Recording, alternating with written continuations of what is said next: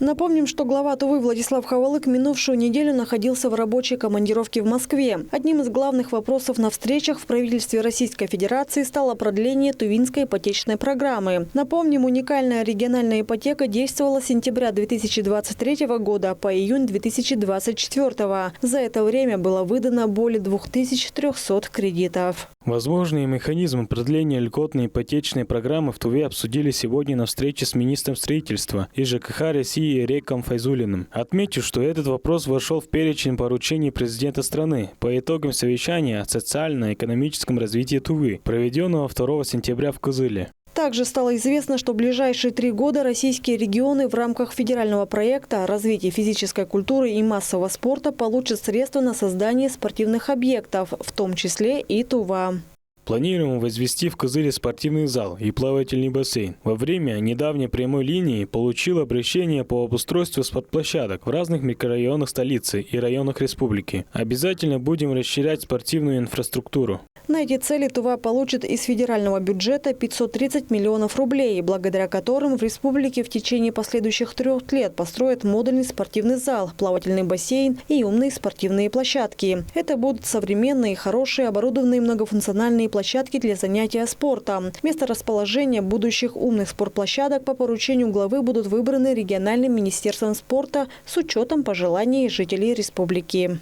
Модульные залы – по сути те же спорткомплексы, но их преимущество в том, что они быстровозводимые и более экономичны в содержании, отметили в региональном министерстве спорта. Такие объекты адаптируются к любым погодным условиям и могут работать как летом, так и зимой. Модульные спортивные объекты, зал и бассейн будут построены на одной территории на улице Полигонной города Кызыла. В плане встречи значилось и обсуждение строительства 3 крупных объектов жилищно-коммунального хозяйства – Шаганарской и Агдовракской ТЭЦ и очистных сооружений Кызыла. Инициативы республики получили поддержку со стороны федерального центра. Сейчас идет детальная проработка с профильным замминистра строительства и ЖКХ России Алексеем Ересько. Кроме того, Владислав Хавалык подчеркнул, что президент поддержал продление льготной ипотеки до 2030 года включительно, но схема, по которой предстоит действовать, еще не утверждена. Отметим, что эта тема стала одной из самых популярных на прошедшей 17 октября прямой линии главы Тувы.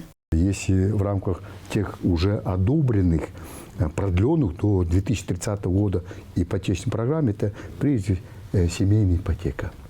Семейная ипотека. Либо присоединение нас, так сказать, дальневосточной ипотеки. Вот. Все-таки Министерство финансов склонны у нас, чтобы начала работать семейная ипотека, при этом 4%, сейчас 6% годовых, да, 4% взять на федеральный бюджет, за счет федерального компенсировать, и у нас будет 2% годовых.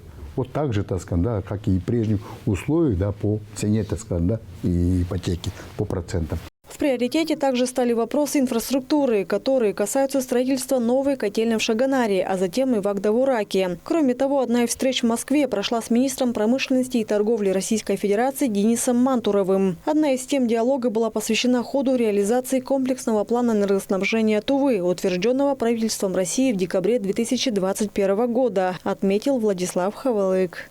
Сегодня в республике ведется строительство магистральных линий электропередач для будущего горно-обогатительного комбината на Аксугском медно-порфирновом месторождении. От электрификации Аксуга зависит электроснабжение Толджского района, который сейчас обеспечивается дизель-генераторами. Кроме того, комплексный план предусматривает увеличение энергомощностей столицы Тувы, Кызыла, где развернуто массовое жилищное строительство. На встрече также обсуждался вопрос объемов гарантированного вывоза угольной продукции в восточном направлении. По мнению главы республики, увеличение экспортных поставок угля позволит удерживать тарифы для местного населения, выставляемые Тувинской горнорудной компанией.